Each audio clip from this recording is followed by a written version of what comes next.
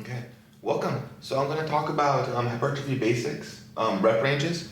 I get a lot of questions about what's the perfect rep range to get big, to get bigger arms, bigger legs, however you want to word it, bigger chest. It's all about size, hypertrophy training. So we have to look at the rep ranges as a whole because there's a lot of different reps you can choose from. People tend to always want to do 3 sets of 10 in everything and just consider somehow 10 is the magic number to get huge and strong. It just somehow works that way. It doesn't. So if we break it down, we have 1 to 5 reps. That's your strength range. That's where you're looking to get stronger. It's going to tax your CNS depending on the movement, and we're just looking for all around strength in these rep ranges. Rarely do you see a big bodybuilder going to do a set of 1 and a bicep curl. It just doesn't happen. There's no reason for it. When we get into the 6 to 8 rep ranges, that's where most of your hybrids of strength and hypertrophy. That's just the middle ground. Those are the 2 numbers that tend to work for both strength and hypertrophy. That's not to say every workout should be 6 to 8. You want to train all the rep ranges to optimize the muscle growth, but this is the optimal for strength hypertrophy hybrid. Then we get into hypertrophy. Between 9 to 30 rep ranges, even 9 to 20, you can go around there, 9 to 25. Why don't we stop around 20 to 30? Is because after 30, it's just endurance. Like, you're not gonna sit there and hit 30 reps with a weight and actually go to failure. You always probably will get at least 1 more rep. So the more reps you have to a set, the harder it will be to determine what is the weight you can use to failure. Because if you're doing a perfect rep and bicep for 30 reps, chances are you can probably get 1 or 2 more reps out of that set. Now we go into the infinity. Let's say you want to do a set of 100. Yes, it would be endurance.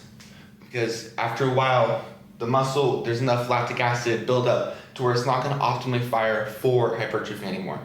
So the more you go towards the endurance range. But at the same time, there are exercises, there are times when you want to do a set of 100, just change it up, feel something different, stimulate the muscle differently.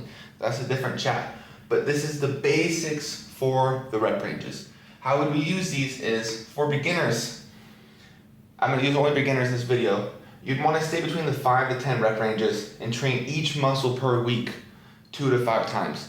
That'd be like chest twice a week, back twice a week, more full body kind of workouts. Beginners don't need a very particular program. They need to make sure they get a well-rounded training, and then after a year or 2, then we can go into more advanced, because the beginner, they have the beauty of getting gains just touching the barbell, just touching dumbbells, just breathing in the gym. All of a sudden they get bigger. So you want to take advantage of it and just make sure you're using a well-rounded workout routine, hitting each muscle group 2 to 3 times a week. Now the 2 would be your arms. You don't need to hit arms 3 times a week. You don't even need to hit them more than probably once a week if you're a beginner. Why? Every time you do your chest, every time you do your back, every time you do your push, you're hitting the arms. So you don't really need to do 2 arm days. This would be like maybe 2 or 3 leg days, 2 or 3 push-pull days. You see what I'm trying to say? Is use it for full body and utilize the beginners. Now, why the 5 to 10 rep ranges? For a beginner, they're not going to be able to sit there and actually have the mind-muscle connection to be able to do 30 reps where they understand their muscle is contracting at maximal for each rep. That's the difference. Now, maybe after 10 reps, they're tired. They're mentally fatigued, because remember, they're beginners. They're just starting. They're not understanding how to really utilize the body to get the most out of the set. So 10, we can still get in the hypertrophy range. We're staying in the hybrid range with the 10, right? We're working on it, but at the same time, they're beginner. We want to work on technique. Not everything is to go in there and just kill it, get the best workout in the world. We want to make sure we actually understand how to lift the weights the way you want to lift them. Now, why 5? Why not something lower, like 2 or 3, right? Why can't the beginner go heavy?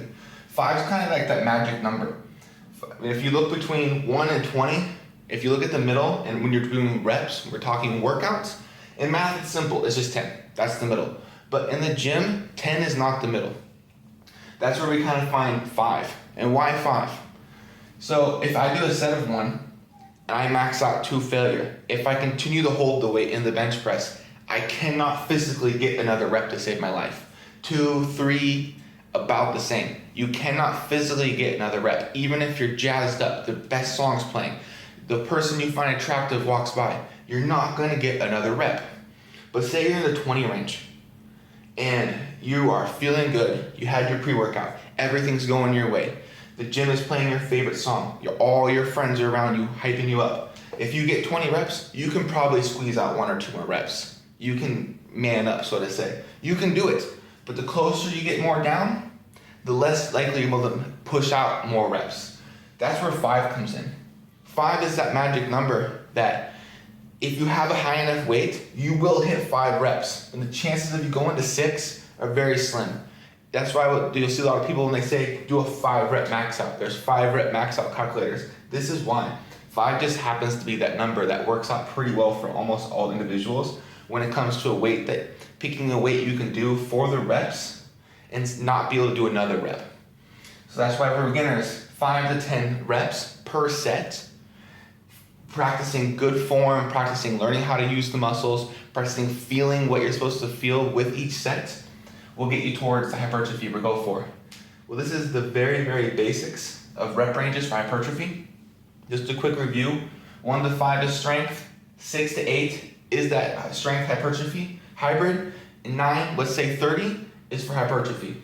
But keep in mind, when you get closer to the 30, you don't want to pick a weight that's easy. If you finish the set of 30 and you just feel like you could do 10 more, you're not getting hypertrophy.